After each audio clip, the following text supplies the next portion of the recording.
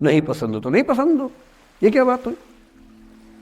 सबसे पहले अपने अंदर से लोकतांत्रिक बनिए, डेमोक्रेटिक बनिए।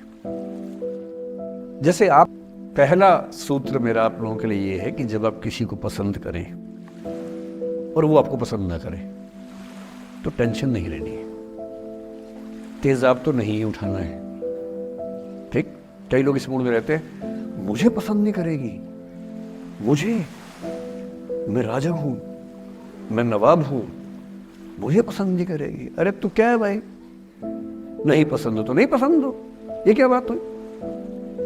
सबसे पहले अपने अंदर से लोकतांत्रिक बनिए, डेमोक्रेटिक बनिए। जैसे आपको हक है किसी व्यक्ति को पसंद करने का, उसको भी हक है किसी को पसंद या नापसंद करने का। यदि कोई ऐसा व्यक्ति जिसको आप पसंद नहीं करते वो आपको प्रपोज करे तो आप उसको मना ही तो करेंगे। बस मना इज्जत से कीजिए, किसी को बेआबरू करके मत भेजिए। ये नहीं कि अच्छा तुम शीशा देखा है कभी, रुको आईना मेरी जेब में लो, ऐसे नहीं करना है। बड़े बेआबरू होकर तेरे कूचे से हम निकले, वो वाला भाव जो गालिब को आया था वो भाव नहीं आना चाहिए। अगर कोई आपको कभी प्रपोज करे, आप लोगों की उम्र है, सब चलता ही होगा आप लोगों के बीच में, मैं आपके टीचर से सामने बोल रहा हूँ लेकिन मैं ऐसा ही हूँ, मैं जानता हूँ कि आपकी उम्र में से होता होगा, सब जानते हैं तो होता ही होगा। कभी किसी से ये उम्मीद मत करना कि वो आपको पसंद करे ही करे। यदि कोई रिजेक्ट करे, बस हाँ रिजेक्शन थोड़ा प्यार से होना चाहिए, बदतमीजी से नहीं होना चाहिए।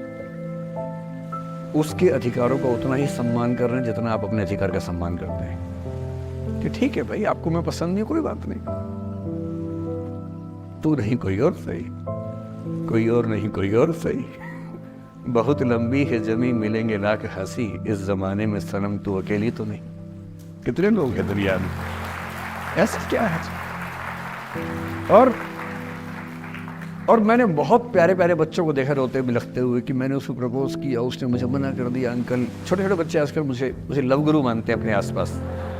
वो मेरे पास आके ऐसी ऐसी बातें बताते हैं बड़ी क्यूट तोतली आवाज़ में, मैंने उसको प्रपोज किया, उसने मुझे ऐसे वाली आवाज़ में एकदम रोते बिलखते हुए। तो मैं बोलता हूँ बधाई हो बहुत बहुत तुम्हें, कॉन्ग्रेचुलेशन।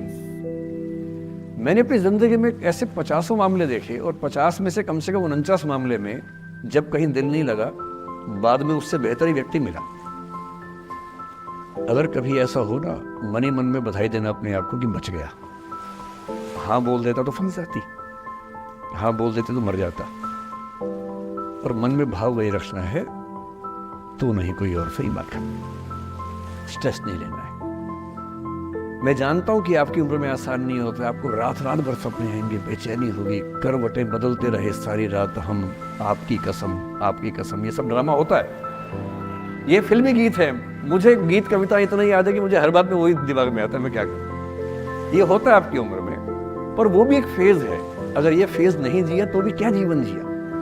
कभी कभी बेचैनी भी तो होनी चाहिए, वरना जिंदगी में मजा क्या है? अगर हर चीज लिनियर है, हर चीज फॉर्मलाइज है, फिर मजा क्या है जिंदगी में? ये उठापटक, ये बेचैनी, ये घबराहट, ये तनाव, संतरास भी तो होना चाहिए कभी कभी जिंदगी में। इससे बुरी स्थिति तब होती है जब आप किसी रिलेशनशिप में हैं और वहां ब्रेकअप हो जाए, ये भी होता है। देखिए, मैं आपको बड़ी खरी खोटी सुनाने के मूड में हूं। जिस तरह का प्रेम आप लोगों की पीढ़ी में होता है, मैं ये नहीं कह रहा कि आपकी पीढ़ी खराब है, हर पीढ़ी ऐसी होती है, बस ये कि आपकी पीढ़ी को सुविधाएं ज्यादा मिल गई। हमारी पीढ़ी में ना चिट्ठी लिख के भेजनी पड़ती थी, बड़ा रिस्क होता था।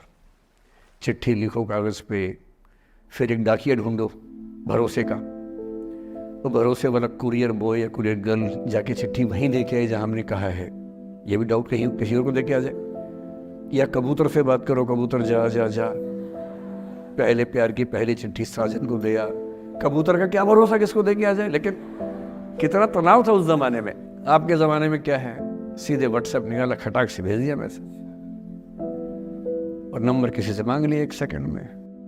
नंबर भी नहीं देना है तो किसी, कौन कौन सी ऐप होती है, मैंने सुना कुछ और ऐप्स होती है, बिना नंबर वाली भी होती है, इंस्टा होता है, एक और भी तो कोई होती है वो जिसमें कार्टून जैसा मुंह बन जाता है, स्नैपचैट। हाँ, स्नैपचैट पे चले गए, मैंने सुना है कि उसमें नंबर भी नहीं देना पड़ता है, ऐसा कुछ चक्कर है, वहाँ ढूंढ लिया। किसी को कुछ कन्वे करना इतना आसान दुनिया में कभी नहीं हुआ था जितना आज आसान है। इन सब के ऊपर टिंडर है, बम्बल है, पता नहीं क्या क्या है, राइट लेफ्ट करते जाना है, उसी में कहानी शुरू। पर ये कहानियां जितने हल्के तरीके से शुरू होती हैं, मैं दावे से कह रहा हूं कि 100 में से 99 अट्रैक्शंस 1 से 2 महीने में खत्म हो जाते हैं। क्योंकि आप जिसके प्रति अट्रैक्टेड थे ना, वो तो उसका बाहर का परसोना था। जहां परिचय गहरा होता है, असलियत सामने आ जाती है, और जब असलियत सामने आती है, झेलना बड़ा मुश्किल होता है। आपके सपने टूट जाते हैं। आप जिस छवि पे दीवाने हुए थे, वो छवि तो सिर्फ छवि थी, वो तो इंसान नहीं था वैसा। 99% केसेस में मेरा ख्याल है कि अट्रैक्शन 1-2 महीने में समाप्त होता है। उसके बाद तो एक बोझ है जो आप ढो रहे हैं। कभी कभी